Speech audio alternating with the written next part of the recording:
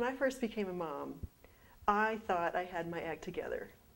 I was almost 32 years old. I'd been in full-time Christian work. I'd been in missions for 3 years. I had ministered to diplomats and business people. I wore suits and said great things. And then I had 3 children in 5 years. And I felt like my life was totally out of control. I even remember, because 3 out of my 4 children had respiratory problems and asthma. We had the emergency equipment in my home.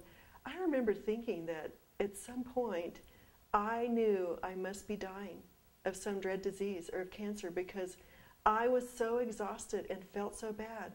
And I was just feeling sorry for when everyone was going to find out.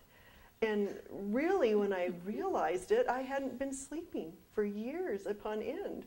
And all I really needed was a good night of sleep. But I remember that sometimes I would think I had the cutest kids in the world. They were darling. And then the next day, I would think, why did I get married?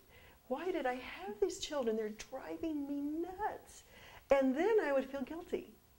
And as I look back over my life, and the reason that I wrote this book from my own point of view was, I wish that someone had given me a manual that would show me how to be a good mom, that would show me how to last through the crying times, the happy times, the patient times, the enduring times, the winter seasons when it seemed like nothing I was doing mattered. And if somebody could have told me that all of these seasons were a normal part of life. But what I really would love to have had somebody say to me is, Sally, do you know that God created moms to be the civilizers of the next generation? That when a child has a mom who cares, who inspires, who gives life, who provides opportunities, who dances and sings before them, who gives foundations of morality, that when a mom understands the significance of what she's doing through all the seasons, she is the person that God is going to use to change the world, because those children are going to become adults that are going to change the world.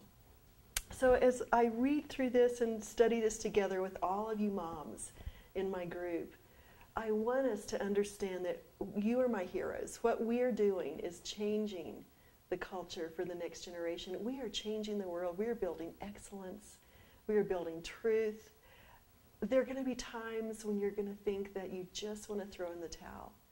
But when you learn to give grace to the seasons, to hold on to God's hand, to have a clear vision for what you're trying to accomplish, you will indeed find that it is the greatest work you'll ever do, to develop and build in your own home children who are healthy, who love God, who love people, and who have a conviction of taking God's messages to the world. So join me as we work together through the seasons of a mother's life.